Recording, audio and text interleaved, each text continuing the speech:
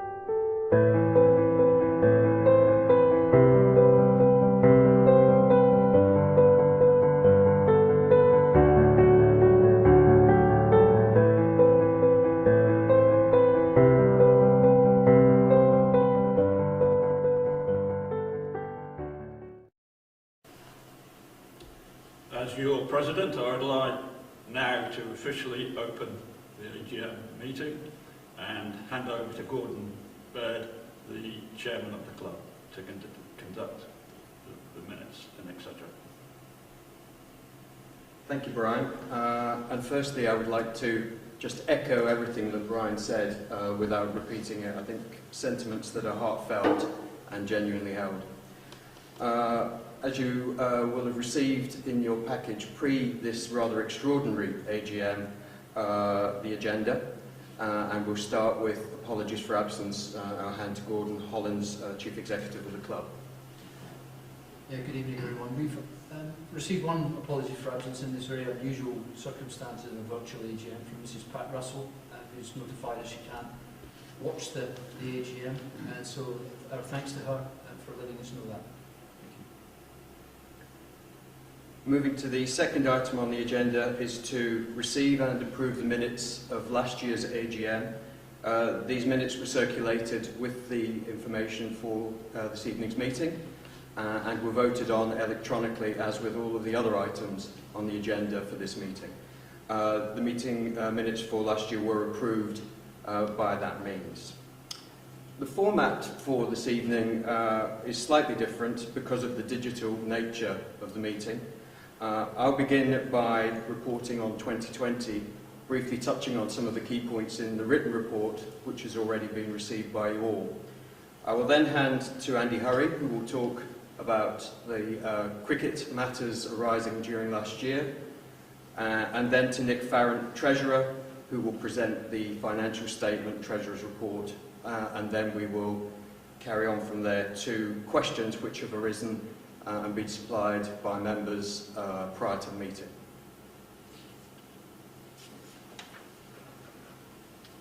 Next slide, please. And again. The meeting, as I've said already, takes a rather strange format due to the challenges that we've all faced through COVID. We can't meet with you face to face, which would of course been our preference, but we felt it's still important to hold the AGM and to give you an opportunity to hear feedback from your club. The voting process, as I said, is electronic, and we've received votes and they've been cast and validated, and we'll touch on that later. There will be an opportunity for further questions following this and live during the presentation and for subsequent follow-up, and we will post responses to those questions in due course. A small matter but an important matter is the importance, as being illustrated in the current circumstances, of the club having email addresses for every member. And I would just ask you that if we haven't supplied an email address, that if you could do so, that would be most welcome. As I said in my report that you'll have received, this has been a year of considerable challenge, both operationally, financially, and from a cricketing perspective. And I would like to place on record my thanks to Gordon Hollands, who joined as Chief Executive at the outset of the pandemic, to the whole of the executive team that have borne a considerable burden in maintaining your club throughout this period, and to all of our staff, both those who are still with us and those who've sadly left as a result of the situation we find ourselves in. I will leave the Treasurer to talk in more detail about the financial impact, but it's important to just touch on the severe implications that COVID has had on the operation of the club in every aspect of our activities. We've lost all of our revenue streams that are normally attached to operating as a cricket club, and we have also faced considerable pressure in terms of commercial revenue as a result of the pressure on many of our sponsors that Brian alluded to earlier. That's been offset to some degree by government funding, by deferred payments, and by the one-off exceptional income from the Cricket World Cup, all of which has helped to offset the financial challenge that we've faced. As you will know, we're not through this situation. The pandemic has continued into this financial year and as we move into this season. So continued prudent management of the club is absolutely essential to ensure our long-term health. Turning to cricket matters, it was great that we did actually manage to play. And it was fantastic to see the efforts of Andy Hurry, Jason Kerr and the rest of the coaching and support staff in preparing our players to perform so well, particularly in the Bob Willis Trophy, where we fell marginally short of a rather strange version of cricket's Holy Grail. Equally impressive and critical to the long-term future of the club was the impact made by a number of our young players that have progressed through the pathway and produced some amazing performances during the course of the year, both for us and on the international stage. We had a number of players represent England at all levels, in all formats, and a number of our coaching staff were also involved in England activities, which is a tremendous tribute to the cricket breeding ground that we have here. It would be remiss not to mention our colleagues across the southwest in Devon, in Cornwall and in Dorset, who play such an important part in the cricket landscape in the southwest, and are a critical part of maintaining the southwest as a cricket hotbed for years to come, and we continue to work closely with them and thank them for their support. The women's game was equally strong. Western Storm fell marginally short of the Rachel Hayo Flint Trophy. A very young Somerset ladies team produced some stunning performances, and our academy and the Western Storm Academy is well populated with Somerset players. Our pathway is something to be incredibly proud of. At very short notice, the team led by Steve Snell put together a programme for 400 players plus to play cricket during the summer, which was an amazing achievement, and some amazing performances were seen on the field, and more importantly, immense joy for the children that were able to participate, both boys and girls. Outside of that, our community engagement and continued communication with you, I hope, has been well received. The club has done its part in the community to participate in actions which have helped to offset some of the burden of COVID, And with our digital updates and the streaming service fantastically put together and the envy of the county circuit, hopefully has given you enjoyment at a time when you couldn't be physically present here at the Cooper Associates County Ground. We have some welcomes, new people coming into the club, or at least coming again in the case of Steve Kirby, who takes over as lead bowling coach, and more recently announced Jim Troughton, who is joining the team in the next month. Equally, we've had some farewells. Don Bess, Jamie Overton, Nathan Gilchrist, all products of our academy and pathway system, have moved on, and we wish them well. The biggest lever, of course, is Marcus Trescothick, who is the legend not only of the Somerset club, but also of the game, and a fine example of everything that this club stands for. Marcus, on the field, has been exemplary, and off the field, with his willingness to discuss mental health issues, has been an absolute standout in every aspect of representing this club.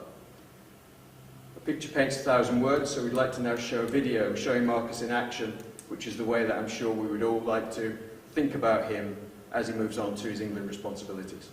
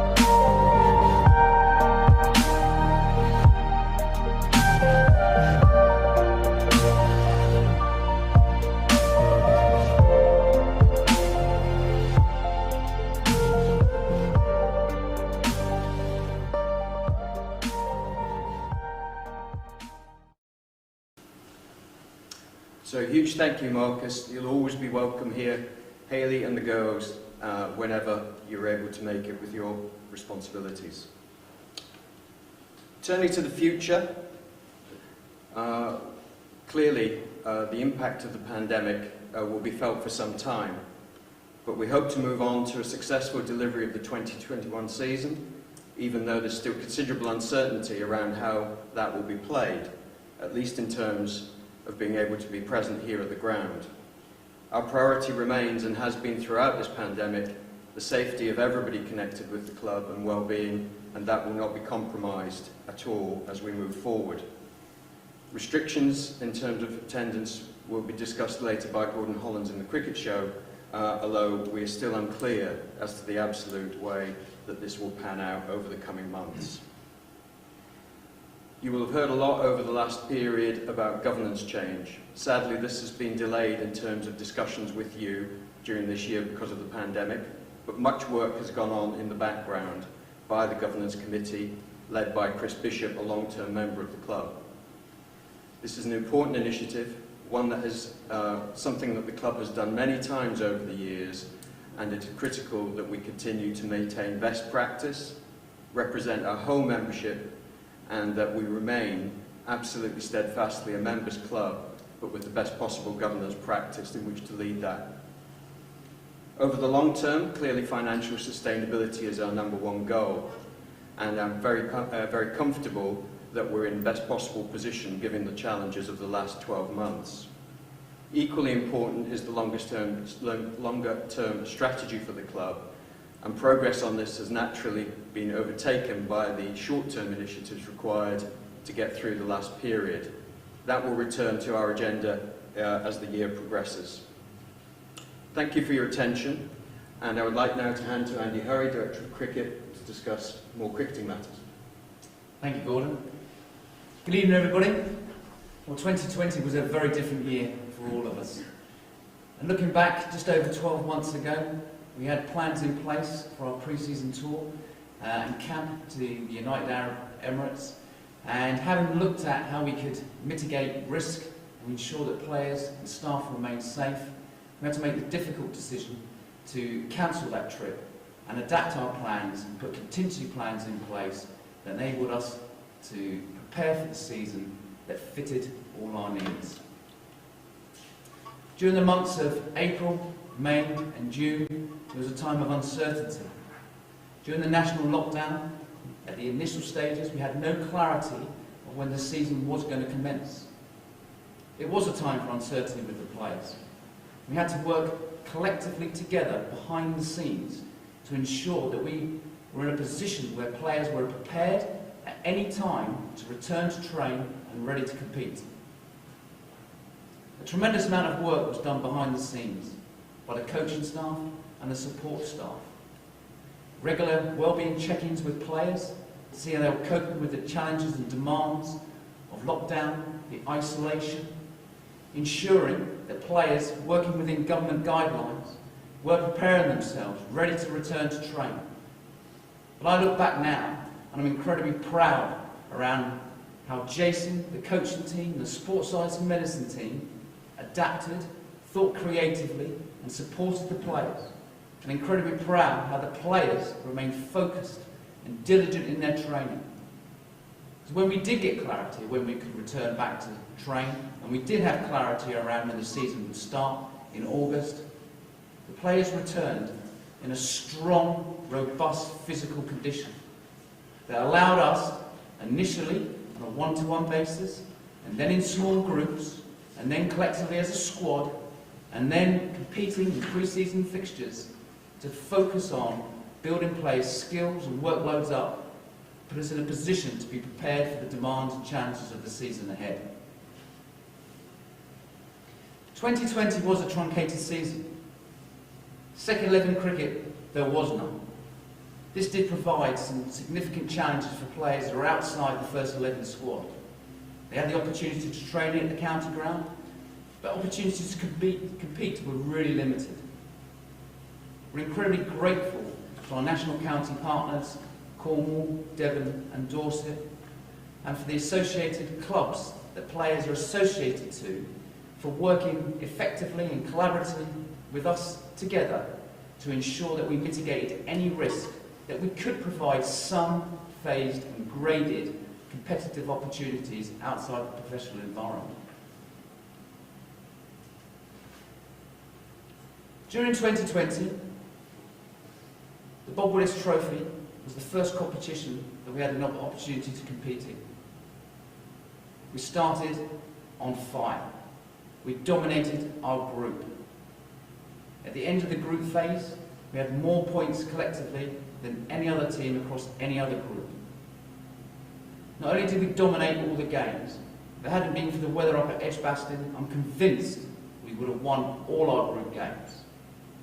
It was a tremendous collective and team performance across that whole competition. From a batting perspective, there are a number of centurions throughout that competition. There are a number of standout individual performances with the bat.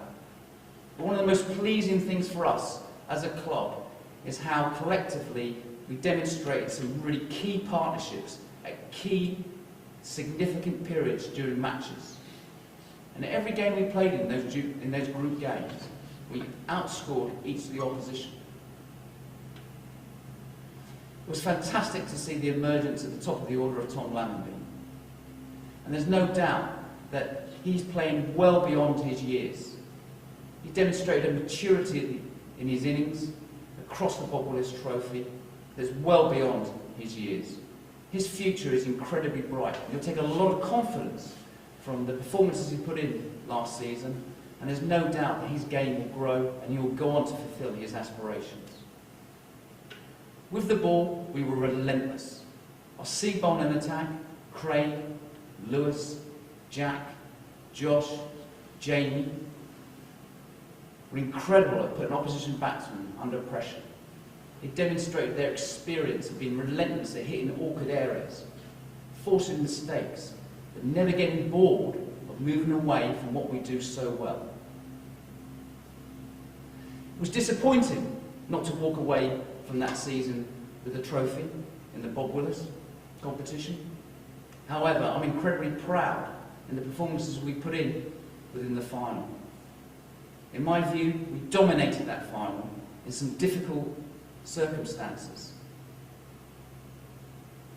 I look back very, very fondly in that competition, and I reflect on the progress that we've made as a club over that 12 months from 2019 season. There's no doubt in my mind that we've stepped up and we've sent a clear marker to the other 17 first-class counties that we're here to compete, and we're getting better every single year.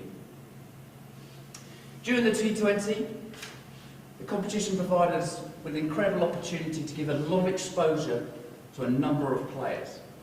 A number of players that wouldn't have had previous experience of dealing with the pressure and demands of playing first 11 cricket. They were reflected and learned and taken a number of lessons from things they've done really, really well and things they can consider how they can do better moving forward. There were some really bright sparks in that competition as well. Will Smead, Lewis Goldsworthy. Lewis Goldsworthy, first-year professional contracted player. Will Smead last year making his debut as an academy player. There's no doubt in my mind that the future of the club is in a really strong position. Of course, our aspirations are to win silverware, and we're frustrated and we're disappointed that we didn't achieve that objective. During 2020, we had 7 senior players representing England teams, alongside 2 academy players representing England under-19s. We had 3 coaches who work with England teams or England programmes. And I think it's a great reflection of the club and the people and the players and the support staff that have been identified, they've had the experience and the opportunity to grow their game, or grow their coaching, and we find ourselves in a really rich position with a huge amount of talent, right away across our pathway and into our professional squads. I'm sure there's a number of counties out there that look at us and they're envious of how we produce players and how we produce coaches. Regrettably, we have had to say goodbye to some senior players this year. Jamie, Dom and Nathan have all moved on to pastures new. Regrettably, they all wanted assurances, and at that time we could not give them those assurances. They wanted more opportunity. And one thing I feel we're very, very proud of is the competition for places that we have within our first 11. I believe over the last few years it's been one of our major strengths, one of the major contributing factors to us being so successful. And I think it's unfair for us to make assurances to players when we're looking to have competition for places. We have recruited Martin DeLange as an overseas player for this coming season and also the 2022 season. We're excited with what we've seen with Martin over the winter and what we've seen during pre-season. And we're looking forward to him pulling on a Somerset shirt and positively influencing games and winning games for Somerset. As a reflection of our pathway, we've also recruited Will Smead and Ned Lennon from our academy. And again, we're very much looking forward to seeing their careers unfold and develop over the next couple of years. This winter has also been very, very challenging. We've been very, very fortunate. We've had exemptions that have enabled us to return to train from November. Working within those COVID protocols that ensure we maintain the safety of our players and staff, Jason, the coaching team, and the sports science and medicine team have been working really creatively to ensure that with players' experiences throughout this winter has been inspirational. And I'm again really, really proud about how the coaching staff have managed that, and also very, very proud and how the players have adapted to some of these new ways of operating. One thing I can tell you is that the players and staff have been 100% committed to improving on their ability to win games and our ability to win silverware moving forward. This winter has also been very different in the fact that we've had the vast majority of the squad here training indoors. Unlike previous years, the opportunity for players to go overseas to countries like Australia, New Zealand or South Africa has not been able to happen. That's been difficult for us to manage. However, we have had a number of players that have been overseas. We've had Jack and Craig, who were involved in the Sri Lanka Test Series, and more recently, Jack, who played such a pivotal role within the Indian Test Series. We've had Lewis Gregory involved in the Big Bash. We've had both Tom Banton and Tom Abel involved in the Abu Dhabi T10. And more recently, we've had Lewis, Tom, or both Toms, playing in the Pakistan Super League. At this time, I have no updates regarding the second overseas position. As a club, we've always maintained the philosophy that it's imperative that when we're recruiting an overseas player, they can add value both on the field and off the field. As I'm sure you can all appreciate, leading up to the ICC T20 Cricket World Cup, along with their test commitments, the international player programme is significant during our competitive year. Alongside the international playing programme and the commitments of some of the top players around the world, there's also some competing domestic global competitions. Competitions such as the IPL, the Caribbean Premier League, and of course now the rescheduled Pakistan Super League. It's imperative when we're considering an overseas player, it fits our needs. It's also imperative that we recruit the right quality. It's going to add significant value. Currently, there's a lot of uncertainty for a number of overseas players regarding the travel restrictions, the isolation that's required here when they arrive in the UK, and also the isolation that's required back when they return to their home country. We have a lot of confidence in the squad. We've got a lot of talent. We've always had a philosophy of ensuring that we're creating and providing opportunities. We're not going to be rushed into a decision regarding the second overseas. We're going to make sure that we understand clearly what our need is. We're unsure at this stage what commitments are going to be required from England. Morgan's already made statements outlining that we're looking at a wider base of talent when selecting for the Pakistan and Sri Lanka White Ball Series this year. Will that have an impact on us? Whatever we do, we've got to make sure we have clarity around what our needs are going to be. We've got to make sure that we recruit an appropriate overseas player that really fits those needs. And we've also got to get better understanding around the talent we have within our squad. I, of course, will update you if there's any updates by the normal means.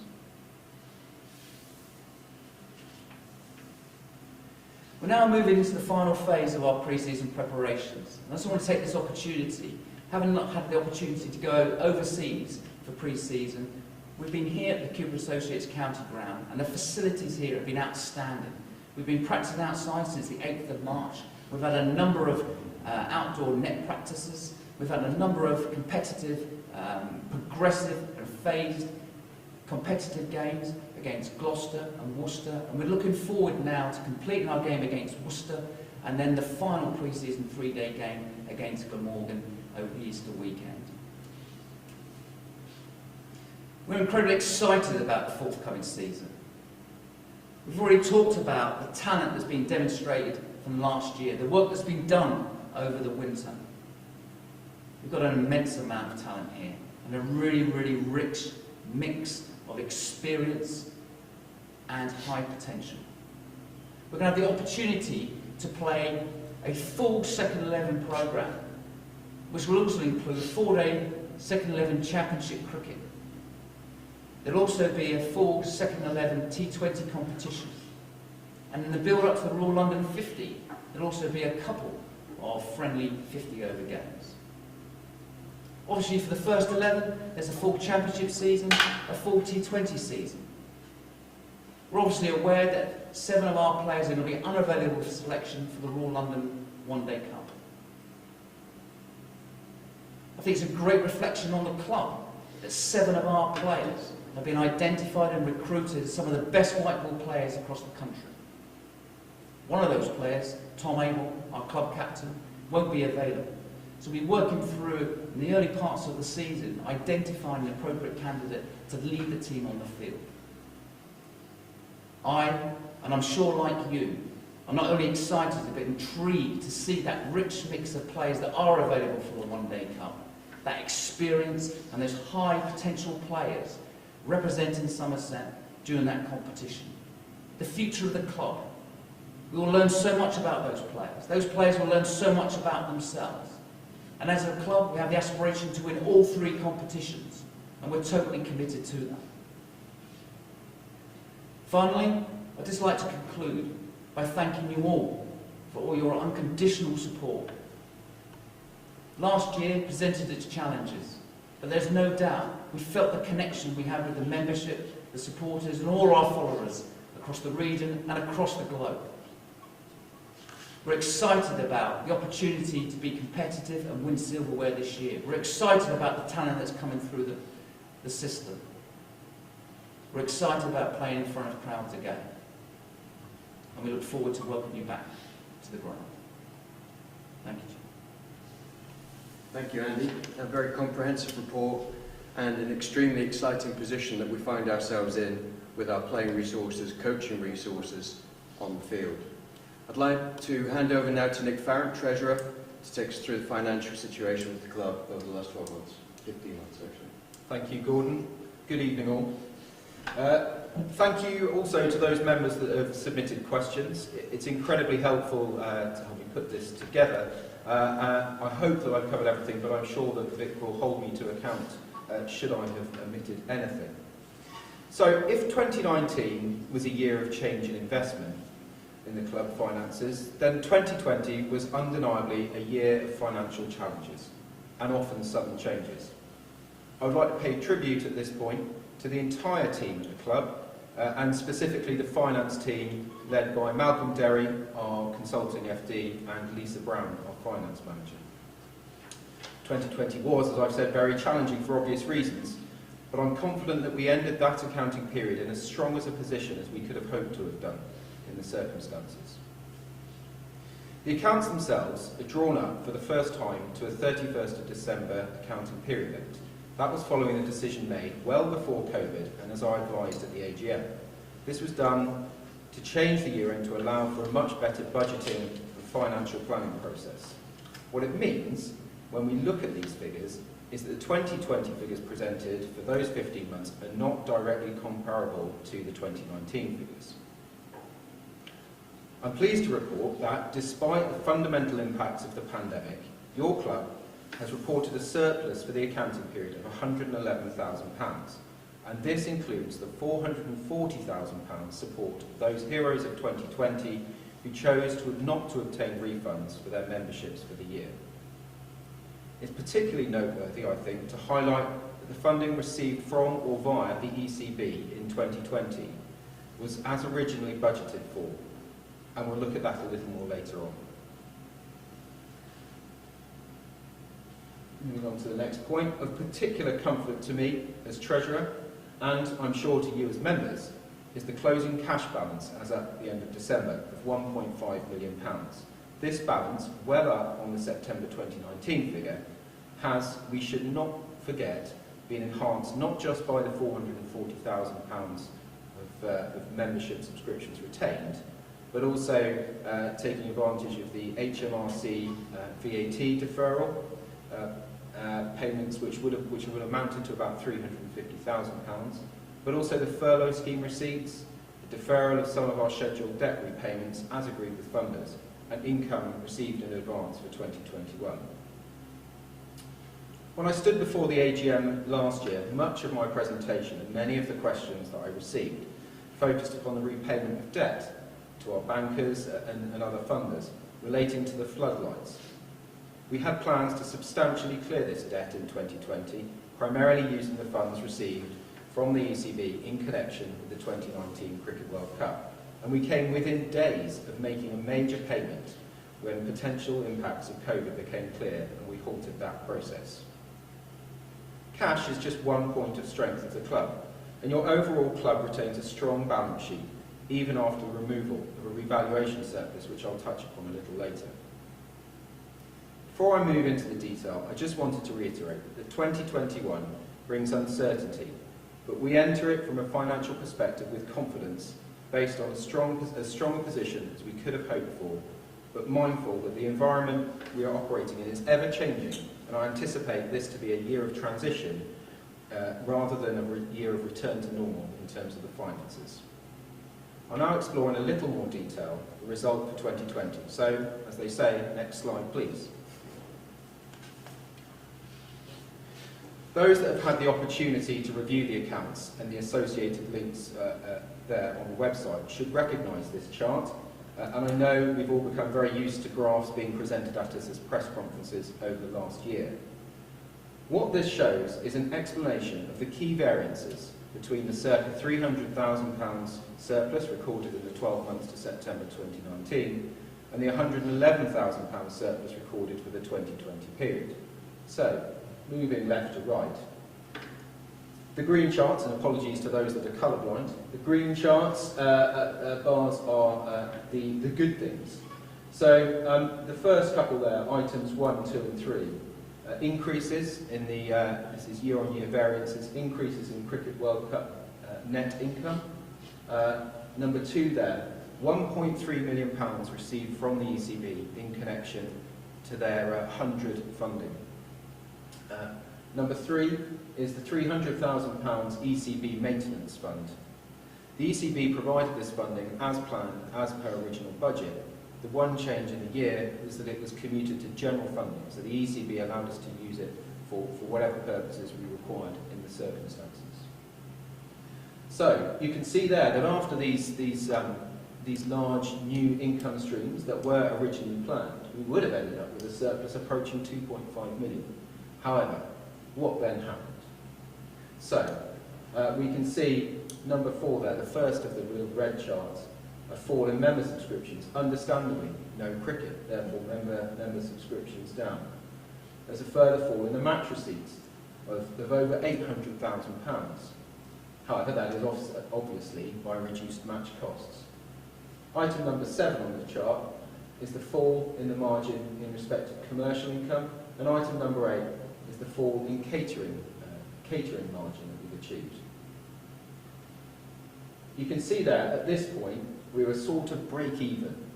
However, bear in mind that this was a longer accounting period. And by taking in a period of October through to December, which is largely a period in a normal year of costs rather than income, we can see that there were what looks like, but I will explore, increased administrative and maintenance costs, and also we had an increase in depreciation costs, which again I will touch on in a moment. At this point, after those cost increases for this 15-month period, we were approaching, or we would have been approaching, a deficit of £800,000. And therefore what you can see is the importance of bar number 11.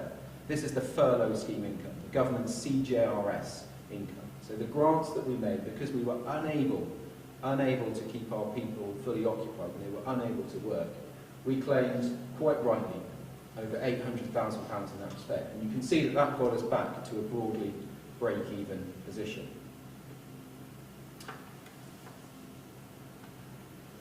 If we can go to the next slide, please. So let's have a little bit more of a look at income. As noted on the slide at the top, comparisons to 2019 are difficult to make, and there's a danger of incorrect conclusions being drawn if you do so. I've presented, however, here for comparison, including percentage analysis of the proportion of total income made up by the different elements. So key messages I would pull out of this are as follows. Don't worry, I'm not going to go through it line by line, much as I'd like to. The COVID-19 pandemic and resultant closure of our ground and its facilities to our members and other spectators has driven down the areas you might expect in terms of our gain to the membership income, catering and commercial income. The ECB funding has increased substantially, even without the 2019 Cricket World Cup distribution, both in absolute terms and as a percentage of the total, up to 55%. But I reiterate, that was as per the budget. My Treasurer's report in the accounts provides a breakdown of these numbers, and it's noteworthy that the £1.3 million of funding relating to the 100 competition is included in here for the first time, as is the £300,000 of infrastructure maintenance funding, which the ECB decided to allow clubs to use more widely in 2020 than was originally intended. At the last AGM, I explained that the club would receive a further and final distribution from the ECB relating to that 2019 Cricket World Cup in this financial period. And this, you can see here, is the £1 million coming about halfway down the page. The £1 million. This is compared against the £766,000 of income generated from that event in 2019. Final one I'd say is you see right at the bottom of there the CGRS or furlough scheme income from the government, and that, as I mentioned a moment ago, provided significant and vital funding to ensure that we could retain and support as many of our staff as possible while they were unable to work. Next slide, please. So, on to expenditure. As mentioned, the longer period of accounts distorts comparisons to 2019, and so I've presented here a pro rata comparison of 12 months versus 12 months, as although there are of course some variable cost anomalies, expenditure in the club tends to accrue a lot more evenly over a period than income does. So, key messages here. The proportion of expenditure as percentages of the total, you can see these percentage figures in the middle and on the far right hand side, those comparisons have remained largely consistent within the club, and also see the result of a detailed root and branch cost limitation review carried out by the executive team. It's noteworthy that although no one was in the ground to watch it, we did get up and running in terms of cricket, as Andy's explained. Matches were played and the ground was kept in excellent condition. This does, of course, come at a cost, and hence there was still £828,000 of ground and match day costs incurred. Costs are largely reduced on a like-for-like basis, although depreciation has increased in line with the change in policy I'll describe in a moment. And on a like-for-like basis, administrative costs have increased, with legal and professional costs in particular increasing as we took advice and gained support across the period, as you might expect. Next slide, please. So on to the balance sheet. Balance sheet is the thing of accountants. We love them, but they're just a snapshot in time. So I won't dwell too much on that, but I will just pull out a few key items. So the balance sheet continues to be strong, with net assets of £9.7 million. There is no audit qualification. We've had a clean audit opinion, and we've had the same level of assurance delivered to the committee as you would have in any other period. There was this year a change of accounting policy. Since 2017, the club has adopted a policy of revaluation of the county grant.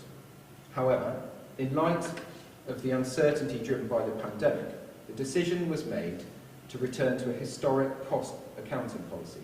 This doesn't indicate that there was any doubt over the previously reported figures, but it does remove from the club balance sheet a significant exposure to volatility in market forces that are outside of our control.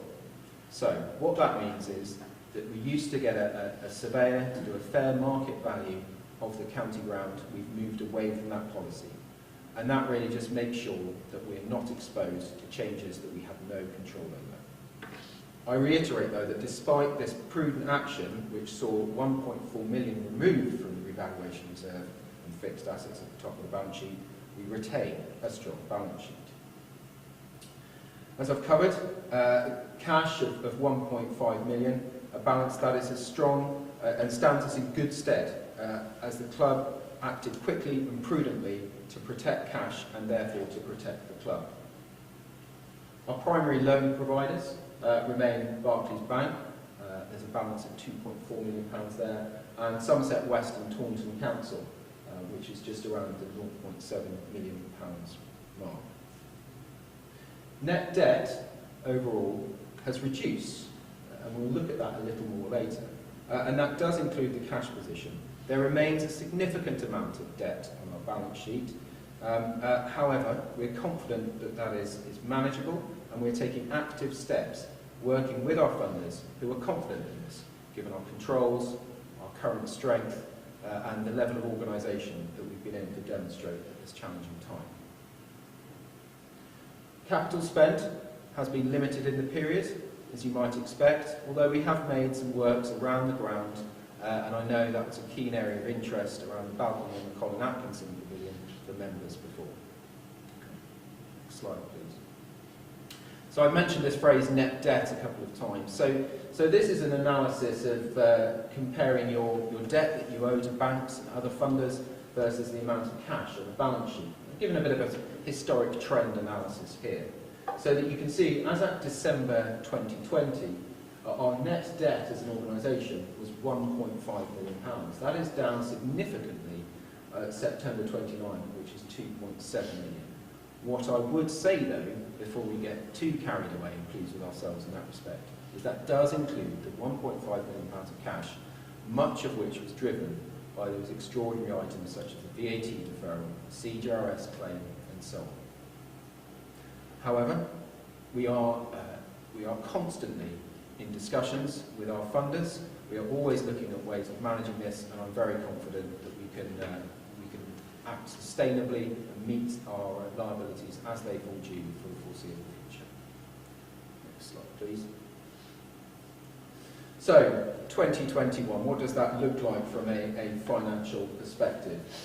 Obviously, the outlook remains uncertain, but we're positive given our starting position. We feel we compare well in comparison to the other first-class counties.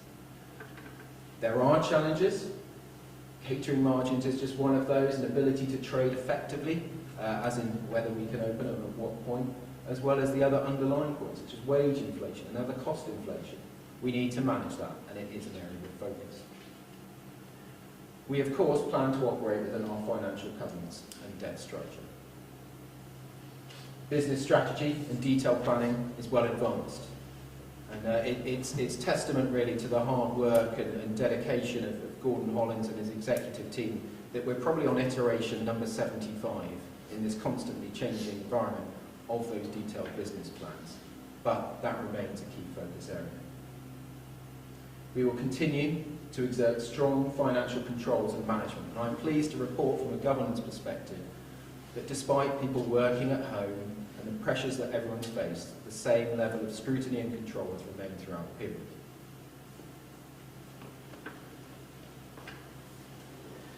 And so, my closing remark would be that we look forward with confidence to 2021.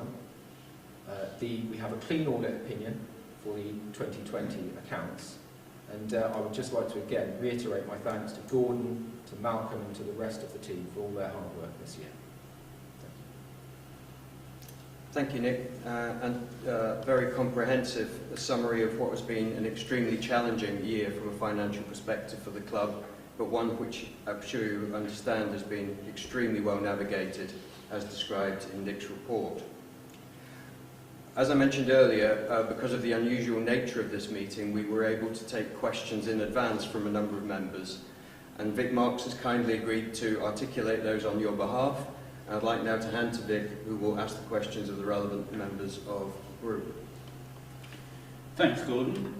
That's right, I've got a few members' questions, and naturally we start with the President, who's seen most things over the last 50 years and seen the odd crisis too, but probably nothing much like what we've experienced over the last 12 months. And you've been looking on, you haven't been at the ground, no one's much been at the ground, but you've been looking on with great wisdom, I'm sure, from a sort of Olympian Mount Olympus, or Western-super-Mare, to be more precise, from a slight distance. And I just wanted to know, and the members, I think, are keen to know how you, who've seen everything here, have felt that the club have dealt with these extraordinary circumstances.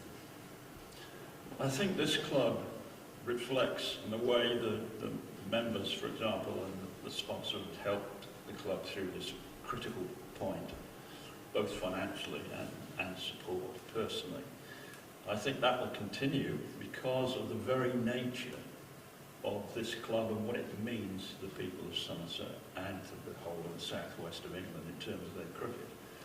And I think, I personally, as president of the club and past captain, etc., whatever, I can only say that the club means so much to so many. And I think it's because of the depth of feeling that this club generates throughout the southwest of England that we will continue to gather support from both the public and members. And optimistically, when we come back to having supporters on the ground and members on the ground and sponsors that be able to host, etc., I think you will see a huge involvement from these people. Yeah. Who've had, individually and family-wise, may have had very hard times over the past 15 months. I think this club will prosper enormously. Yeah, I'm sure it feels like there's a hunger, actually, an increased hunger for people to watch live sport, and there is that bond. In a way, Gordon, you haven't been around for 50 years, but the chair's warm now. And it's a similar question in that it's an amazing start for you as chairman in these circumstances, but what are you most proud of in the way that the club has supported its members and the wider community throughout the last 12 months? Yes, I think it's fair to say it wasn't the first year that I had in mind when I took on the role. But regardless of that, I think it's impossible to point to one individual thing that has stood out. I think the two overriding factors that I've noticed and been incredibly pleased to see is the level of resilience demonstrated by everybody connected with the club, through from the members to the executive, to the staff, to the playing staff, who have dealt with everything that has been thrown at them, often at very short notice, and continue to show a very positive attitude. And that has fed through into incredible examples of teamwork, phone calls to members by people around the club, such as Marcus, that have been incredibly well received. Work with the NHS on the shirt, being a COVID testing centre, and particularly the level of communication that I think as a club we've managed to maintain with our members in spite of the difficulty of not being able to be physically present. Being able to watch the side perform so well, as Andy described, by the streaming service, which has been first rate, and the level of digital communication, which is second to none, not just in cricket, but I think in sporting terms. So I think they would be the two things that I would point to. You touched on the next question. I've got a question from Paul Baker, which you mentioned briefly in your initial talk, but it is a bit more specific. Can you confirm, this is Paul asks, that whatever format the governance consultation takes, it will meet the main principles underpinning Malcolm Derry's commitment given at the last AGM, which are essentially that Somerset will remain a members' club and that consultation processes will be significant and early enough in the process for the principles and substance of the review to be meaningfully influenced by members. Yes or no? Yes. No. It's the brief answer. Just expand very briefly on that. I think that, as I pointed out earlier, the consultation process and the rollout of our thoughts on governance have been impacted by COVID, and the inability for us to bring people together, and I think face-to-face, ideally, this year permitting face-to-face consultation, is by far the most preferable way to take this. I think in a more general sense, the need for governance review is one that every organisation faces, and being compliant with the requirements of Sport England's guidance in regard to governance and the ECB's plans in that regard is something that we should strive for and have to maintain from a financial perspective, but also, and probably more importantly, from a desire to continue to demonstrate best practice. And it's no different to what we strive for on the field, as Andy described earlier, and it should be reflected. But it's really critical at the same time to say that there is no intention to move away from this being a members' club, but how we run it should be best in class. Thanks very much. Moving on to another Gordon. What a baptism you've had. There are quite a lot of members out there, I know, but you haven't met many of them yet, but hopefully that will change shortly. I'm just wondering, I mean, what's been the hardest thing for you? You've been here for 12 months now. What are 12 months? What's been the hardest thing for you? Well, it's a really good question, Vic, isn't it? I think that there are three things. One is the inability to plan with any certainty, as my executive colleagues will support. I think there was 1 week in November where we had 3 government policies in 1 week, and so to try and manage that is extremely difficult and has been very stressful for the whole executive team. The balance between knowing whether to stick or twist, as we've meant to call it, so you know when you've got to demonstrate such really strong financial prudence during COVID and during the turbulence that's been going on, but at the same time we've got to keep an eye on the future. We had a decision around Marshad alignment as an example. Do you sign it, or do you just cut cost and save that money? And we pondered hard on that, but we still think it's right that we make investments within the confines of a reduced budget, but we make investments that are good for the medium to long term. But the balance between those two things has been really tough. But easily the toughest has been the decisions I've had to make on people and their future. And the Chairman commented in his opening remarks that to make decisions that affect people's livelihoods and in very, very testing circumstances was tough. But also not just the fact it's their livelihoods, it's about them emotionally as well. And a lot of the people who we've had to let go, this club meant a lot more to them just than a salary at the end of the month. And the emotional impact that's had on people, I've found that really, really hard. But if we don't make those decisions, then we end up in a lot of trouble, and we don't end up with the picture that Nick so articulated so well. Some more, as you'll get used to, I'm sure most questions, in my experience, for TVs, they usually revolve around parking, but I don't think we've got any parking questions. But I do have one here from Doug and Anne Stembridge, who asks this. When balloting for limited attendance matches early in the season, should not preference be given to those heroes who donated their membership in 2020, they ask? I think it's a very fair question. And I think that, firstly, what I have to say is immensely grateful to the members who contributed nearly £500,000 in membership donations last year, which was just invaluable. So I think that first thing on record is our thanks, because if we hadn't had that, we'd have been in a bit of trouble.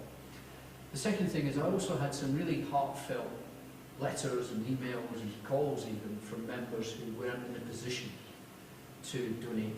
And a couple stand out. There's 2 people who said, look, I'm okay, I'm retired, but my 2 kids have lost their jobs and I'm now having to financially prop them up, so I can't donate. And then I had the odd cheque coming in for 50 quid here and £100 there. So there was real upset, and I could read the guilt in the ink on those letters, and it was heartfelt. And I think at some point we have to bring this club back together. And my big fear is that we end up with a club that has people who donated in one half and then those that didn't in the other half. Huge danger, because actually this club could only thrive with all of our membership. You don't want a donation passport, then? Yeah, quite. But much as it's really valuable, it's really important that members who weren't in a position to donate feel welcome back, and Yeah. they feel, and I think it's really important we start 2021 on an equal footing. Thank you. From Stephen Wood.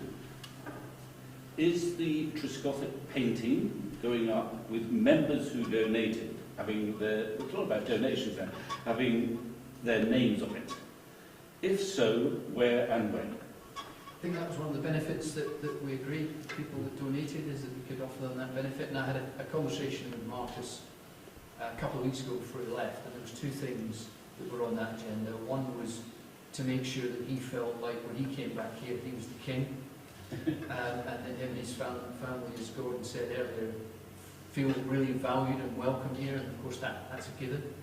And the second was organising some form of event later on in the year when COVID restrictions allow for him to come back and us to celebrate his time here properly. And also we will build into that painting situation. So we just need to get a date in Marcus's diary as and when his England commitments allow. From David Salter. Would it be possible to let disabled people enter the grounds before the public? I think it's a good question, and it's an important one, because again it's really important that everyone here feels like Somerset is a club for them. And I haven't had the privilege yet of working here on a match day where you've got crowds in the ground yet, which is quite bizarre 12 months down the line. But I haven't had the opportunity to look at those issues, but for sure we will be looking at those in terms of how we can make sure that people with disabilities have ease of access into the ground and feel that they can have a really good day and an enjoyable experience. So that's something that I'll commit to look at and then communicate any outcomes. And I guess there's so many uncertainties about when anyone comes to the ground. And I think maybe we should point out that we're going to do this panel, slightly less formal panel after the AGM.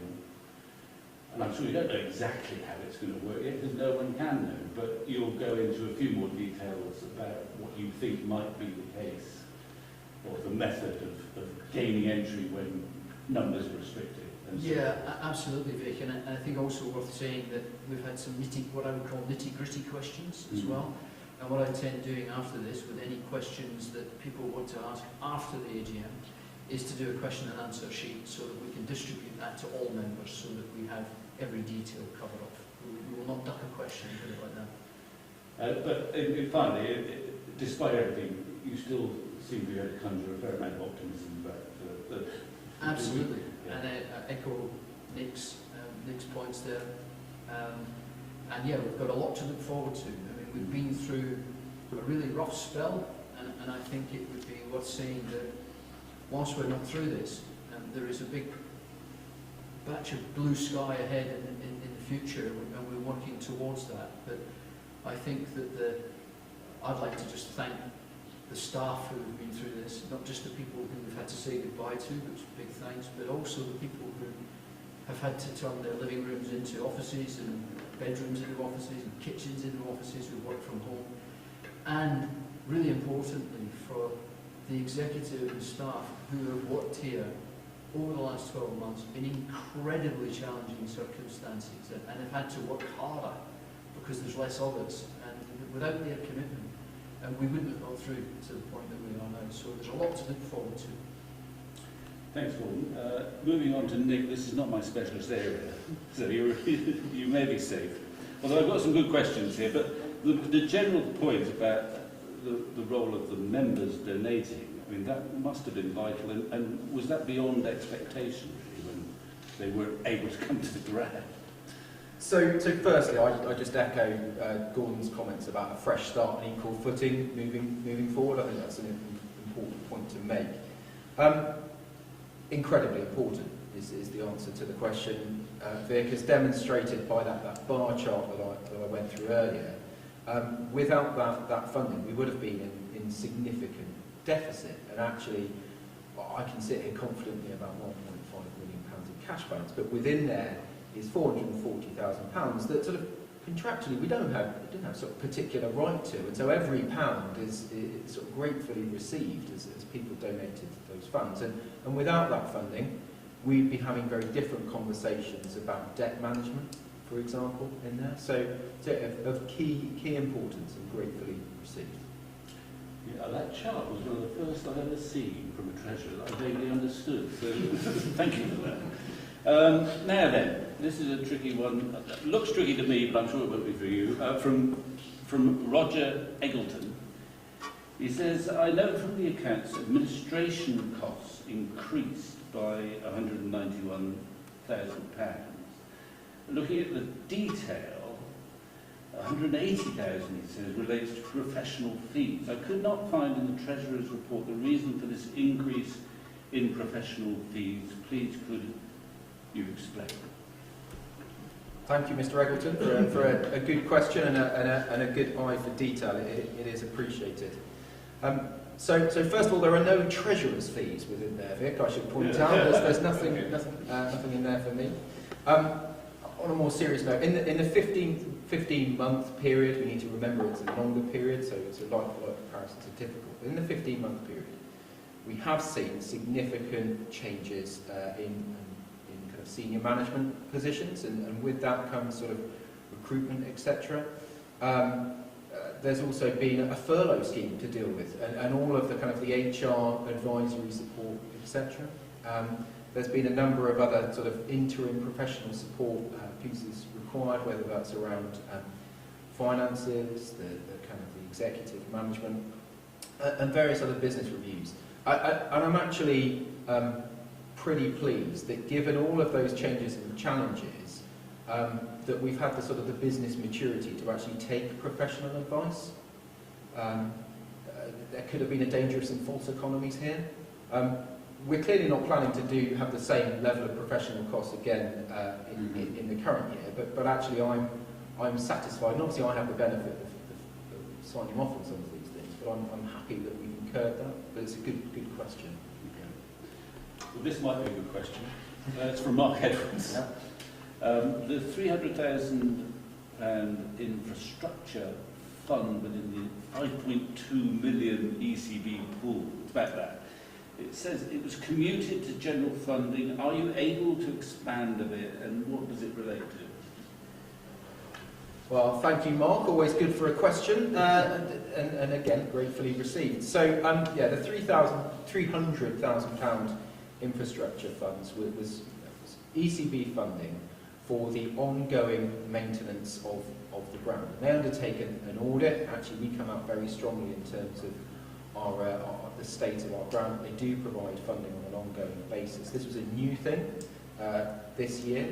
However, that sort of commuting to general funding, well, not that long after COVID struck, and it was evident that there wasn't going to be a great deal of attended cricket, the ECB took the decision, which I think was very sensible, to sort of say to clubs that you can use this for whatever, for your general costs. And we saw in that bar chart that actually we still incurred over £800,000 of kind of match day and grounds costs. So that's where that went. That is an ongoing piece of funding each year. And of course, because our ground is in such good nick, that £300,000 is available to us. We're not using it to catch up. And on the same sort of tack, someone's observed here that there are a number of new lines of funding from the ECB, and they're wondering whether you can explain what they are and how sustainable they are.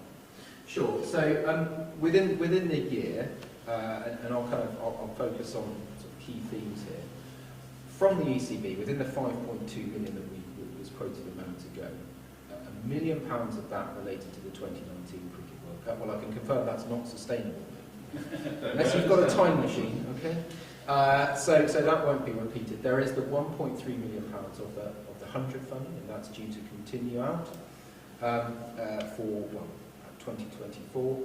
And then we've also got this maintenance fund that I mentioned. There's also a general increase in the countrywide agreement. Now, we've extremely high levels of confidence up to 2024. We know what income, we can be very confident what income is coming. Thereafter, it really does depend what media deals that the ECB does. You know, what match day rights, what media rights are sold, and that will govern that. And so the kind of the midterm view is okay.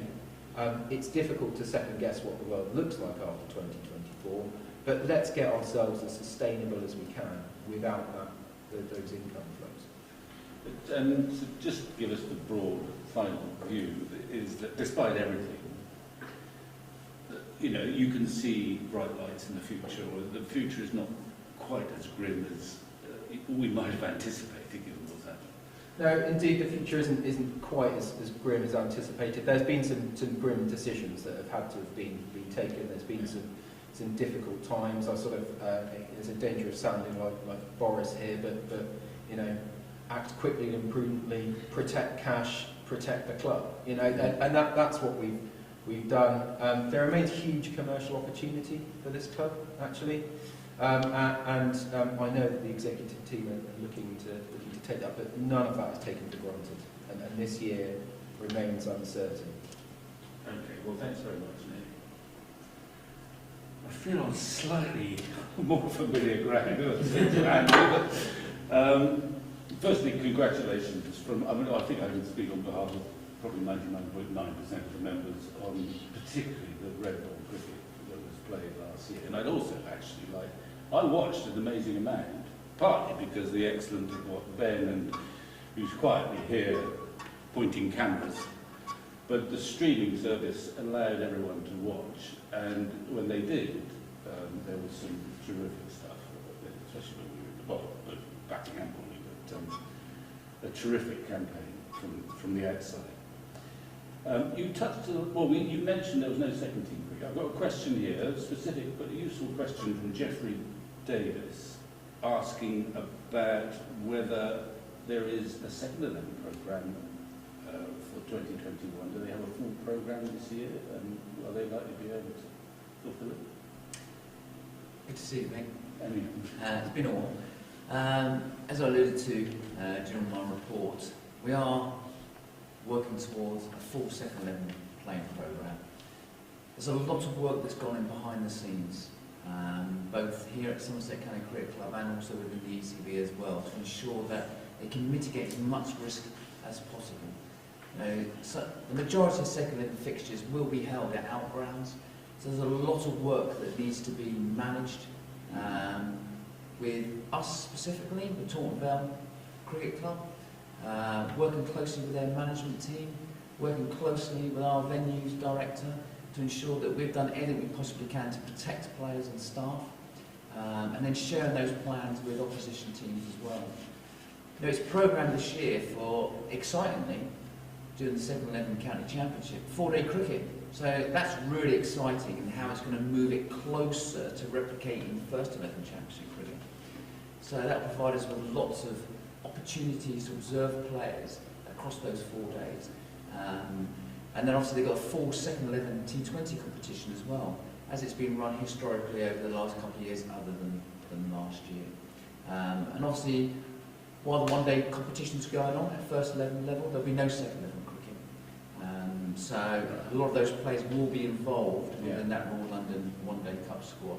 And what's exciting for me is that, you know, we've missed second 11 cricket. Players have missed the opportunity to demonstrate their development, but also put their case forward to be considered for first 11 selection.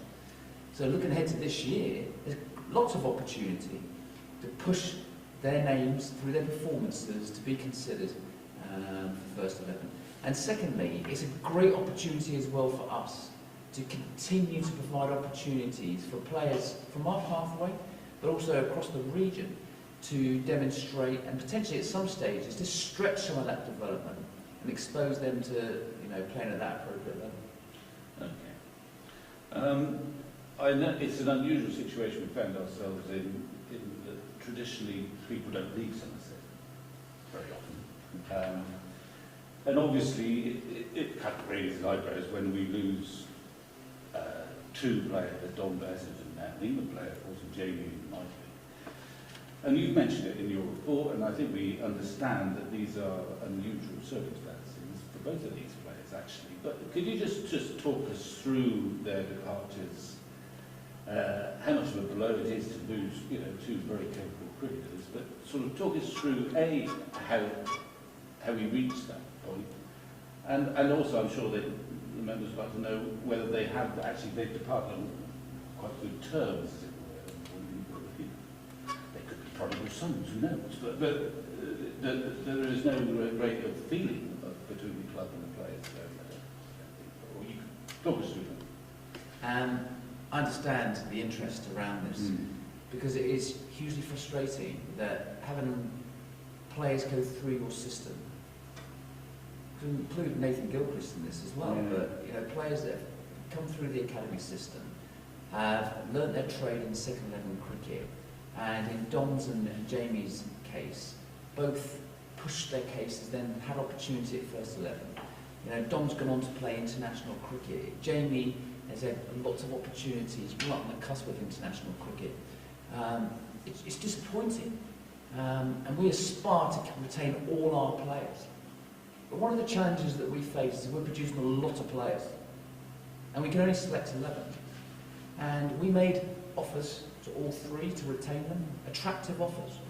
But one of the stumbling blocks for Dom, Jamie and Nathan is they wanted more guaranteed opportunities.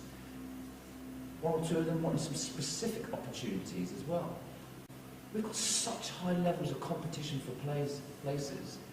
I don't think it's appropriate for me to make assurances that I might not be able to uphold. Yeah. And I don't think it's fair and transparent if I do say we can assure you we'll do it, and then I go back against my word. So I understand their need for their own personal development, to fulfil their international aspirations. They need to be playing. You know, we've got some great spinners at the club.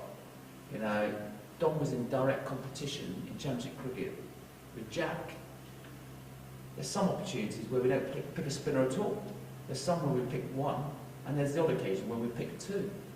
You know, Dom wants more opportunity, wants to be playing more consistently. I understand his rationale for leaving. Jamie wanted, you know, to undertake some key roles within Championship and white ball cricket. And I understand that. He's aspirational. Now, regretfully, I can't give him those assurances. Young Nathan, who's come through the system as well, was right on the cusp of being selected for first 11 cricket. Wanted opportunities now. We have competition for places. You know, we have to go through that process. And I'm comfortable that that's the process that we do follow. Encouragingly, I think all have left under good terms. And this is their home. You know, there are opportunities where players do leave, but the door's always going to be open back in. Well, it was, I think, I was one of the few watching the Bob Willis final. And I think I've got a recollection, you correct me, of Don Best running on with drinks, you know, on the final day, temperature about 3 degrees, encouraging everyone in the field. Do I imagine that? Or was that was... That's commitment, isn't it? As someone who's passionate about this club, and there's no doubt that all of them would have left with a heavy heart. You know, and there's a lot of friendships here. You know, there's a really tight connection amongst the group, and they will be sorely missed. There's no doubt about that. But that you can never question that unconditional commitment and service to the club. So we'll welcome them back and then smash them around the ground. That's the answer, I suppose. Well, I've got a question here. You get this all the time, and I always think it's amazing we've got so close to the Harpers often getting to these finals, but someone is asking here, what is the missing piece to see us live, particularly that championship? Everyone's so excited about it, the championship, I think. It's hard to quantify. It is difficult to, you know, give the answer that I think people are looking for, that golden answer, that golden nugget of the response. You know, over the time I've come back to the club, I've seen us get better every year, and that's really, really encouraging. And as I alluded to earlier on, I think we've really set a marker out about how much development we made last year, and the players take a lot of confidence from that. And you know, the reality is that we're so close. there's the difference between the ability to get maximum bonus points or getting 3 bonus points. It's the difference between the weather affecting the game when we're in a really strong position and we're getting draw points rather than the win points. There's a lot of things that can be outside our control. What I do know is behind the scenes, everybody's working really diligently. Jason's doing a tremendous job with the support staff and with the support he's got around him, ensuring that players aren't stagnant. They are developing all the time. We are stretching them. And I think what's really important for us is that we do take confidence for being so close. That we are challenging. And there are other competitions that we need to grow. Okay, let's not move away from that. But we're not far away, Vic. Really not far away. And I'm excited, as I alluded to earlier on, around some of those players who have started on their journey to establish themselves as first 11 players. They've got another year under their belt. They'll take a lot of confidence from that. And there's no doubt in my mind we're going to be incredibly competitive again this year. And our ambition is to win. Is to bring silverware home. Okay, well, thanks, Andy. I'm sure we'll touch on some of those things in the next panel. But thanks, everyone. Back to you, Gordon. Thank you, Vic, and thank you everybody who provided the questions. As I mentioned earlier, there is an opportunity to submit more following the presentations that you've heard this evening, and Gordon will be answering those in the way that he described earlier. Turning to the more formal parts of the proceedings, I would like to go through the voting, which has obviously been undertaken electronically in each case. So the first is to receive and approve the report for 2020. That was proposed by Jeff Vian and seconded by Chrissy Brewer and was accepted in the vote. The second was to receive and approve adopt the Statement of Accounts for 2020. This was proposed by Richard Bryce and seconded by Eddie Diamond, and again was approved in the vote. Thirdly, the election of the Honorary Treasurer, proposed by David Pope, formally nominating Nick Farrant to stand again as Honorary Treasurer, and seconded by Nick Engert. There were no further nominations for the position, and this was approved again via the vote. Finally, the appointment of our auditors, again proposed by Kevin Russell and seconded by Keith Parsons, proposing MHA Monaghan's as our auditors for 2021, and again approved by the vote. For the election for the ballot members serving on the committee, I'd like to hand to Gordon Hollands, who will give the results for these positions. Thank you, Chairman. We've had the following nominations from the areas as follows: Bridgewater area to be served on an ongoing basis with Chrissy Brewer. For Mid Somerset, Kevin Russell. For South Somerset and Dorset, David Foote. And a change in Western Supermare who put forward Stephen Southwell, who's very welcome on the General Committee, and we say farewell to John Scott, who served the club for many years, with our sincere thanks. Thank you, Gordon. It falls on me to bring this rather unusual version of our AGM to a close.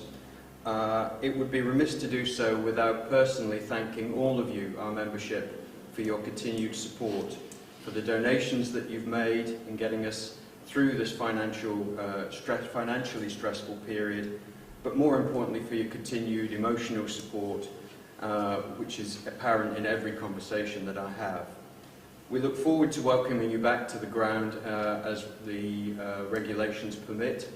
The players in particular would really value your support physically here.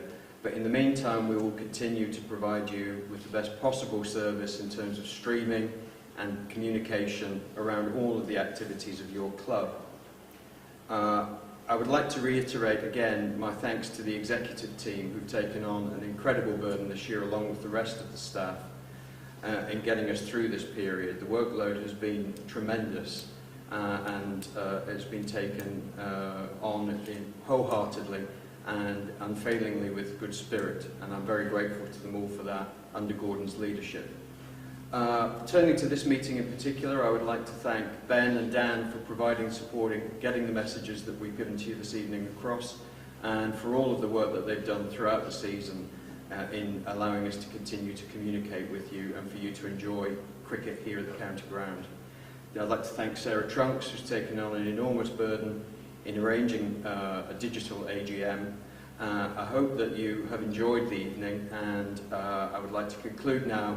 There will be a brief intermission, as they say, before we move on to the cricket show hosted by Vic, and I thank you again for your understanding through this period.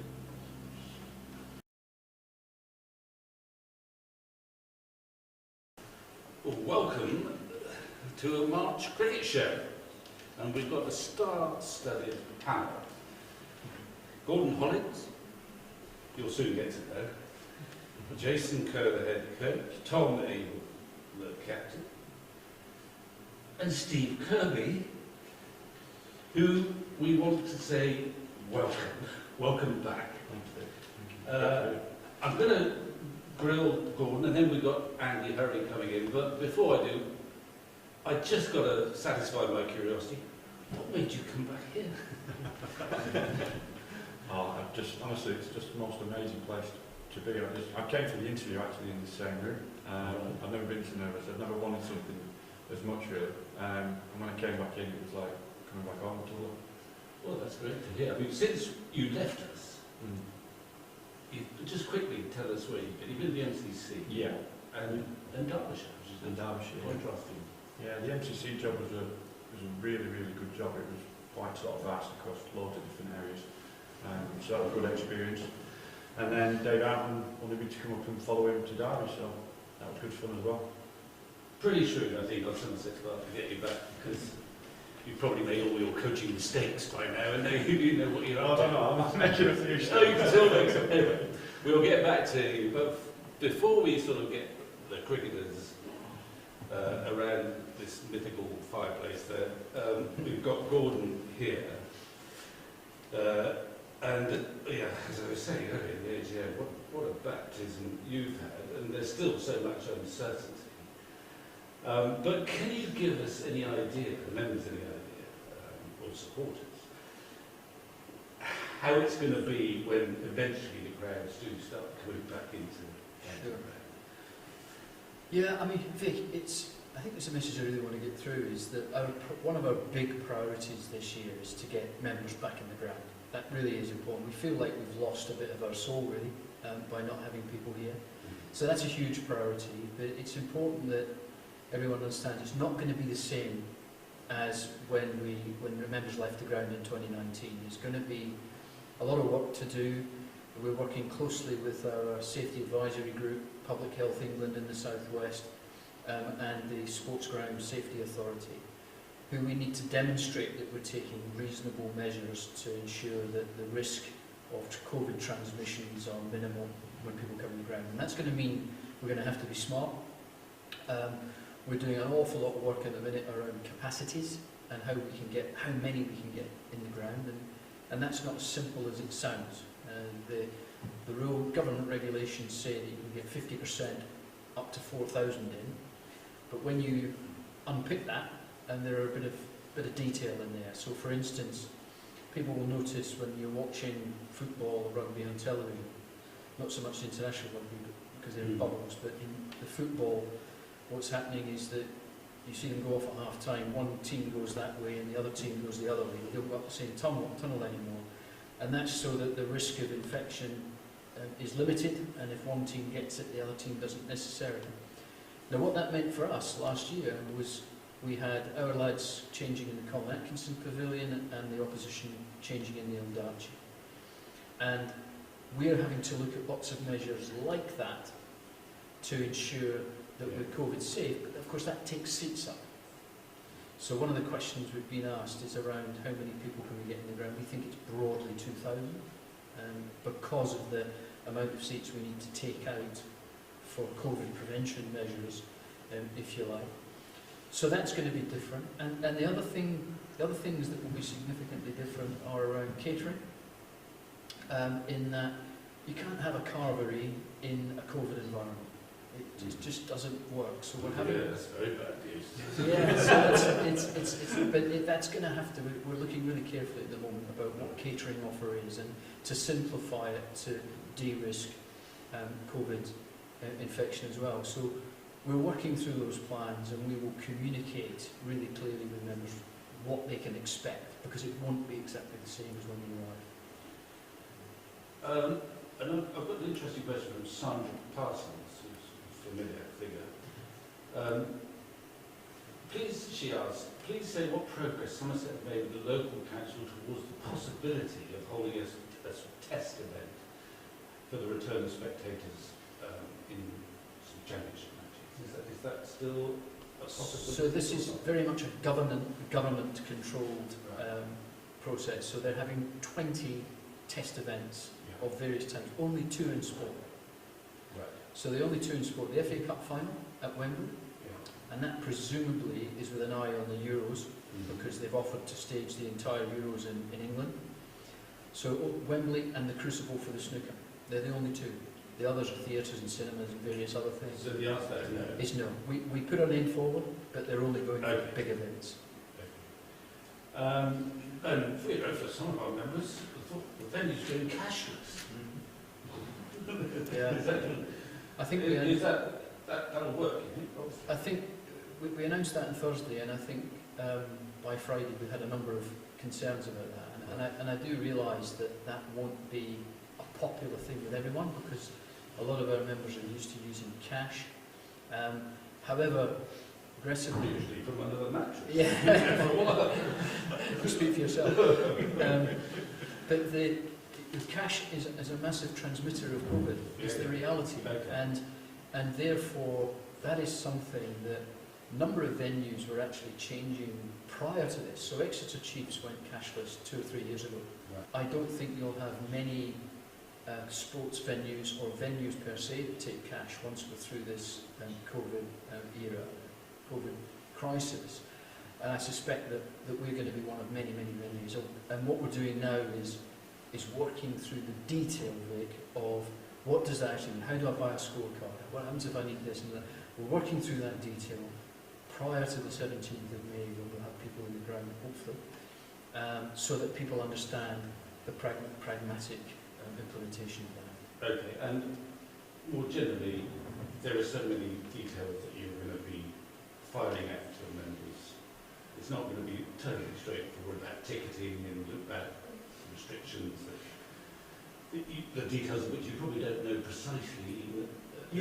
So the members can rest assured that they will get all the detail as soon as you can put it into a... Absolutely, and I would just plea again, the Chairman asked during the AGM, please let us have your email address, because communicating quickly, like for instance, we know we're going to get about 5 days notice between each stage of the roadmap. So to communicate quickly, we need email addresses, because we just won't have time to send hard copies out, so please do that. But one thing I will be doing anyway in the next week or 2 is sending out a question and answer document to all members that we have email addresses for, with answers to every question that's come in and come across my desk in the last week to 2 weeks, and more that come following the... Okay, well, that'll keep you busy. Yeah. But talking about emails or communications, have you yet had that letter of thanks from the ECB for preparing them for the Indian? You would be an ex-spinner, would you? Never turned like that when I was here, I can tell you. No, I haven't had that letter. You haven't? Not yet. Okay, well, COVID is probably the reason for that. I mean, and the other issue that keeps cropping up, I'm sure there are members out there who are really excited by the prospect of the 100. I haven't actually met any of them yet. I mean, I hesitate to ask them, because if I was a player, I'd be aching to play it. But I'm just wondering, what is the official view from you about the 100? I mean, obviously we're not directly involved, except we're getting some money from it. Yeah, well, I think since the 100 was first mentioned, when was that? 5 years ago. I think you did a piece on it. I've written very little else, really. And since it's divided opinion, and I think particularly so in the southwest, where we don't have a team. I'm looking at this differently. I'm looking at it pragmatically. The 100's going to happen. So there is not much point in wasting any energy in fighting whether or not it's going to happen. It's going to happen. And the way I'm looking to address this is, I'm almost seeing it like a marketing campaign for cricket. So that if it reaches the audiences that the ECB intended reaching, a broader audience, getting more kids, boys and girls picking up a bat and ball, getting more people interested in the game, excited by it, then my job is to ensure that Somerset benefits from that wider enthusiasm for cricket. And that's what I'm focusing our efforts on. And I'm sure that the guys that play in it, and Tom with us tonight is obviously going to be playing, I'm sure they'll come back and tell us what it's like to play in. But my job is to ensure Somerset benefit from the 100 rather than fighting. Jason, I mean, it's a momentous year in this sense. If I'm right, I reckon you joined the club about the same time as Marcus.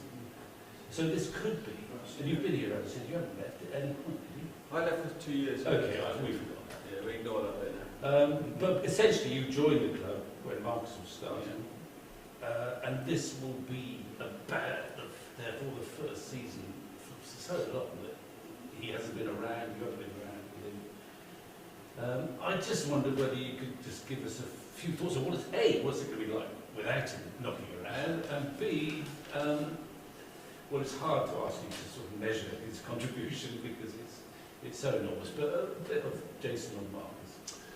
Yeah, I think, well, it's going to be strange. First and foremost, I think, for me, every day coming in here, there's not many days where he's not been around. And so I think, our cricketing career started at certainly the same year in '92. Marcus joined the back end of that last year for 6 weeks. Our cricket careers took slightly different paths, it'd be fair to say. But we've obviously a long association both with the club. And it was quite emotional for me. We presented him with a shirt and a gift, and certainly that week, leading up to his actual official leave date, was probably more emotional for me than it was for him. I think obviously he's excited about a new chapter, a new opportunity for himself, and then he was in every day of the week after he left anyway, so we've not really seen the back of him just yet. You can't be certain that he's we won't see him there, but He'll still be lurking. But as I say, he's excited, brilliant opportunity, he's really excited about that. But yeah, so you're looking at 30 years or 29 seasons, or 30 seasons, 29 years, something like that, where he's been at the club in one capacity or another, which is phenomenal in itself. I mean, have you come across anyone who loves playing cricket more than Marcus? No, I think that's true testament. You won't find anyone in the game that's got a bad word to say about him, or has probably had a crossword with him at any stage. He's incredibly passionate about Somerset, there's no doubt. And I'm sure he'll be back sometime in the future, once he's honed his skills, if you like. But he is one in a generation. His commitment to the club, his love of the game, what he's given on and off the field is immeasurable. So there's a lot of talk about his performances, and they're well documented. And everyone said, "I never be replaced." There'll always be someone comes along that plays unbelievable cricket, and hopefully that's one of the young lads that's on the journey now. But he had time for people. His humility, him as a human being more than anything, and having time for people, it is immeasurable. And quite rightly, I think, probably outside of Somerset more so, his respect in the game is huge. Here the lads battering day in, day out, so I'm sure he's probably enjoying a sense of relief that he's not getting that now. And he was your opening part. I mean, I remember watching you get your first class win. And Marcus was about to get his, I don't know what. Yeah, he just hit me. And I mean, so it was a great baptism for you, very early on in your career, to end up batting at the other end. I watched it with Alfonso Thomas up in your office, and everyone was saying that, there's Marcus, he's guiding Tom to this win. And in fact, Alfonso said that Marcus would be doing that. He's far more concerned about getting those 3 figures himself. This notion of father and sort of pupil. But it must have been a fantastic way to start your career, almost. Yeah, it was incredible. Obviously, as a Somerset boy, I'd watched Trez playing countless times at the ground, and to be out there in the middle was surreal. And I can remember that game so well. We were having a bit of a race, to be honest. I thought I was going to pip him, but he got there first. I I mean, for a youngster, you know, you couldn't wish for anything more. As they've alluded to, is the person that he is incredible. And equally, from a cricket point of view, for a youngster to be able to be at the other end and watching him go about his business was extraordinary for me. So they're massive shoes to fill, and as Jace says, hopefully, you know, one of us can try and fill that void. But realistically, you know, his influence at the club has been massive over many years. So of course we're all sad to see him go, but you know, hopefully he'll be down at the ground plenty in his new capacity. Yeah. And you must have bowled him, Steve, over the years, and what sort of experience was that? Not very nice. Did you swear at him? Once or twice. I think he's worried me a few times. No, his ability was unbelievable. I felt very privileged actually to have bowled at somebody of that calibre. Yeah, he had this ability to rotate your best ball for one, and then if you missed, he'd just effortlessly hit you through the covers for four. He wasn't a bad ball. And I remember in particular one innings, he got 180 off about 100 balls here, and I just couldn't bowl him. In the end, I was just looking at Louis, John Lewis at mid-off, and I said, where do I bowl? He said, I don't know. Just bowl underhand to him. But no, he's a fantastic bowler. And I was actually very lucky, A, to play against him, but then to play with him. And his effect that he had on people in the dressing room was immense. But I think it's my fault he left actually. I don't think he even wanted to be here any longer. He played 4 years as a cricketer, and then he's like, can't work with Gerber. Well, there was a nasty rumour starting to surface that, you know, Marcus won't be here, but don't worry, the batting's in good hands because Steve Kirby's coming. Anyway.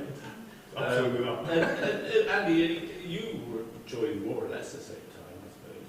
I can't remember when you started. I joined in 2001. Oh, did you? Yeah, so I'm a bit of a young pup compared to Jace. But, you know, you were big on a good dressing room, I know. Yeah. And, well, Marcus satisfied those criteria pretty well too. Well, when I first joined, he was an international player, and we rarely saw him. But it was really impressive to watch him play when he was coming back playing for us, preparing for test matches or one-day internationals for England. And then I was very fortunate to, you know, when he did retire from international cricket, you know, he was a huge influence, not only on the field, but in the changing room. And also I had the opportunity to work with him as captain as well. So, like everyone's alluded to already, it was a great privilege. There's been some funny times as well. And, you know, some great stories about Marcus that, you know, aren't for sharing publicly. All very, very funny ones. You know, he's got a number of nicknames that we love sharing and calling him. But there's no doubt he's had a huge positive impact on so many people's lives. Yeah, both, and even big privilege actually, given what happened to himself, that book and the way he's spoken about mental health issues, goes way beyond cricket. Anyway, so we're fairly confident we'll see a fair bit of him. That's if we let him in. If you let him in. Well, that would be, you know, a brave steward who said at the bottom of the Somerset, sorry, you haven't quite got the right accreditation to come up there. Well, he did. So last week they wouldn't let him in this gate last week. So. Well, I heard they didn't let in Andy Paddock into his pavilion last year. Which was pavilion forward. So I cheered everyone up really for a while. Anyway, that's by the by. Let's look ahead to the season. We're all excited by that, and hopefully it won't be hindered too much. Where should we go? Well, you talked a bit in the AGM about our new, or perhaps Steve could talk about our new overseas player, Marshall DeLange. Wow. I mean, so tell us a bit about him. Well, he's in your, you know, he's in your bowling department. Absolutely. He's a fantastic human being.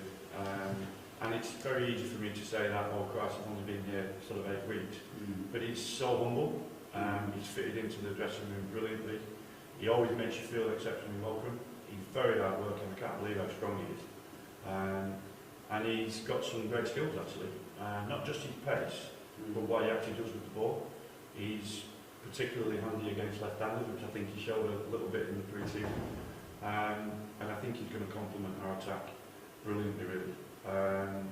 He's got genuine pace. Yeah, genuine pace. And he shapes the ball away from a right-hander, and he's able to He's worked really, really hard over the winter with Jace, in particular on a wobble team, without giving too many secrets away. So I think he's not only got the pace, but he's actually got a great deal of skill with the ball as well. I think we're in for a real treat, I really, really do. And especially when the members get to meet him as a person, he's a wonderful guy. And I've seen him actually, probably on stream like everything else, but he whacks it too, because it connects. You know, it may not connect that often, but he can hit a long ball. I remember a shot last year. It was a mistimed forward defence, and it went 6. Yeah, so he's certainly, hopefully not, but he might have a role with the bat, you know, coming down the order. As I see, I think we've got a bit of a diamond in Marchand. And I'm right in thinking that the championship period comes thick and fast at the start, so you'll be having to rotate a little bit, chasing along the way, perhaps. Or... Yeah, I think nothing will change. We want a battery of fast bowlers. Yeah. We want, 1 to 11 that are capable of scoring first-class hundreds as well. So not to be too greedy, but we've got a lot of cricket, and it's important. We want to follow on from last year, play the same intensity, that same brand of cricket. And we've got probably 13, 14 that are capable of doing that. So looking forward to obviously the first 11 that get the opportunity in a couple of weeks' time, and then hopefully we'll have a couple of guys around and chomping at the bit as well. Yeah, well, we'll look forward to that. Let's talk about. We've mentioned home briefly,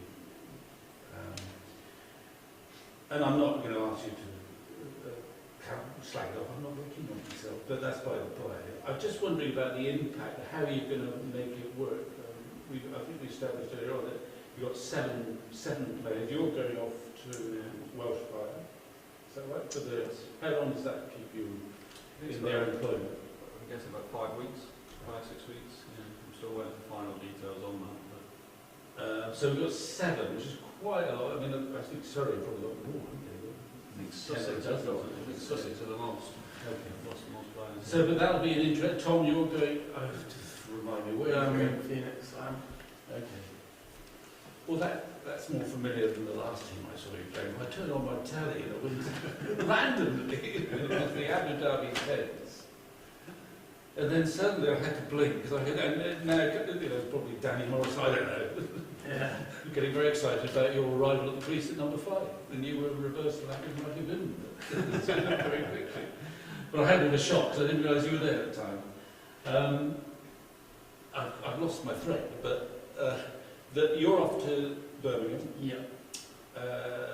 Obviously, Lewis is playing Trent. I think it's a... So you haven't got an obvious captain. That's something you'll be sorting out as you go along. I think it's first and foremost, I think we've got to recognise that the players and the coaches that are being recruited is a great reflection of where they are in their careers, and we should be very proud of the fact that we've got, at this stage, 7 players that are deemed to be, part of the best white ball players in the country. That's a great measure of success for us. It's like comparing it to players that then get picked for international cricket. You lose your good players at certain times of the year, and we've got to not lose sight of the fact that they've been on this journey and have got themselves to a position where they're part of the best group in the country. And same with Jace from a coaching perspective. We're very proud about, as an organisation and a club, about giving people opportunities. And Jace has earned this opportunity through a lot of hard work. And he's had other opportunities working with England teams. I think it's important again to recognise the journey that Jace has been on, the players have been on, but also I'm quite excited about potentially other people following suit at some stage down the line. So that's an impact. We're going to lose the 7 players at this stage, plus Jason. But the exciting thing is about opportunities now ahead for other people. So there's an opportunity for someone to lead, to develop the leadership capabilities. That's really exciting, and we will address that in the not too distant future. There's a really exciting opportunity for coaches now, because someone's going to get the opportunity to step up and get that exposure to leading the side based on some good, strong rationale. And it's a really exciting opportunity for the players who not only experienced and have an opportunity to dominate the competition, but also nurturing some of the young talent that's coming through, and some of that talent that's come through our pathway having an opportunity on the biggest stage that potentially they'll ever played on, in front of a home crowd that's going to get right behind them. Because one thing we love about this club is how passionate our members, supporters and followers are around watching the talents come through the system. And it's a great opportunity to see the future of the club. Is it going to be tricky in the sense that certain players are going off and getting well remunerated for playing, and then the ones that didn't quite make it are here playing in the 50 over? Is that going to be an issue with you? I think that's a question that's probably more relevant to those individuals that haven't been selected. But I think it's also a great goal to work towards, isn't it? Trying to be recognised and then recruited, so you get those appropriate rewards, is a driver for some people. For some people, they've got other drivers. And I think it's very much an individual question, which is difficult for me to answer. Okay. Well, okay, so you'll be trekking over to Cardiff then to just check out how Jason's working out, will you? I've got no interest in going to Cardiff, because I have a very, very important role here. Very important role. And personally, as I alluded to, I'm actually really excited about what's going to be going on back here. And the evidence and we are controlling. Of course, yeah. And whoever takes over from Tom is under a lot of pressure. No pressure there. But you're excited by the prospect. I think I will be. Of course, as an opportunity goes, it's massive.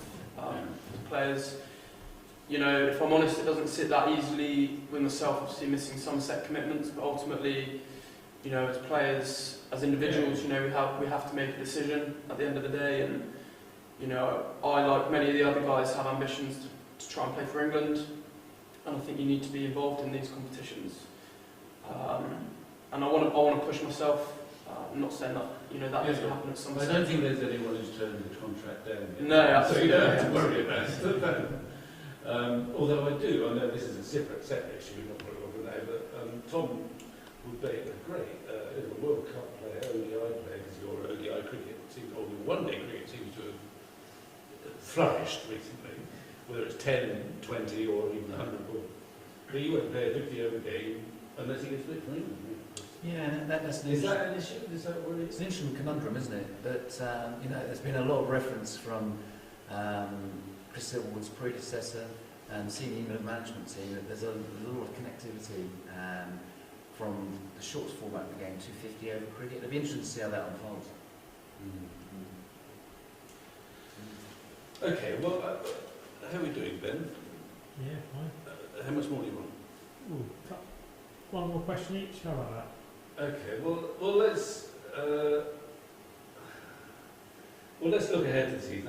I sense both in the coaching staff, even quite a glittering coaching staff, Jim Track is going to join you as well. Optimism from the dressing room itself. I mean, you look very young there, Tom, but you've been captain now for a while. But it's still exciting, and it's still an ambition to be fulfilled. We're all fighting for that championship, of course, but the hardest bit is getting in contention. That's the other thing I was going to ask, actually, is the new format of the championship. Can you just remind, are you happy with that? Or it's what you've got anyway? It's a one-off, this season only, and then they're going to review, but what do you make of the new format? I think it'd be really interesting to get Tom's and Jason's view on this as well. Yeah. But Or you Steve? we'll see what Steve has to say. But we're I speak for myself, but as an organisation as well, we're big fans of Division 1, Division 2 cricket, promotion, relegation, best teams, best players playing against each other. Merit is rewarded. Indeed. And, over time, we've had to work as a club really, really hard. We've had to make some really bold and courageous decisions. We've also at times had to make some sacrifices because we wanted to play the longer game. And the longer game being, we wanted to build a system that made us sustainable, that when we did get promoted, we can continue to sustain that position. So I'm a big fan of two-division cricket. However, with the potential of 2021 being threatened by the pandemic, last year a decision was made, and it was a sensible approach because there were so many unknowns, but with the caveat that we're returning back to Division 1, Division 2 cricket in 2022. So I'm comfortable with that, and it'd be interesting to see how it all unfolds. But I'm a big fan of earning the opportunity, so it's got real value on it. So if you're county championship winners, you've earned that opportunity. Do you make any difference how you go about your business? There's no relegation to worry about. Not at all. I mean, reinforce what Sarge Yeah. says about promotion, relegation, and 2 divisions, but equally it doesn't detract from, our aspirations as a team and as a club. For us, that's the first-class competition, that's the championship, and we'll be doing everything we can to win it. So from that point of view, it doesn't affect how we go about things. Right, and Jason, there's no guarantee that they're going to go back to the 2 divisional thing. I think there are certain counties who like the idea of being able to win the championship every year, whereas obviously the last, goodness knows how long, I think we're the longest standing first division side, aren't we? So it hasn't been an issue that we can't win the championship this year for a dozen years or so, but do you have any strong views on that format? Exactly the same. It won't surprise you. I'm in complete agreement with Sarge. The reason we've earned the right to be in Division 1 for the last decade or so, and so we've earned the right to have a crack to win the championship. And for me, that's the best playing against the best. And I think, I'm hoping that in 2022 we go back to that. I think needs must, and it's really liked how last year mapped out in a truncated season, and it works for this year definitely. But looking ahead to 2022, I hope that we go back to the county championship, Division 1, Division 2, and then we have an opportunity to start in Division 1 there. And it won't change, we're a very much process-driven team. The way we go about our business won't change regardless how the championship format looks. So that to me is an aside. Okay, well I think it just remains for me to wish you all the very best. There's been terrific stuff for us here. I'm a streaming guru, addict now, and I watched some fantastic stuff in red ball cricket, especially last year. If you can get anywhere near that this summer, we'll be in for some more excitement and possibly a frozen Bob Willis Trophy experience in October. But thanks very much, and all the best for the coming summer. Thank you. Thanks for your time.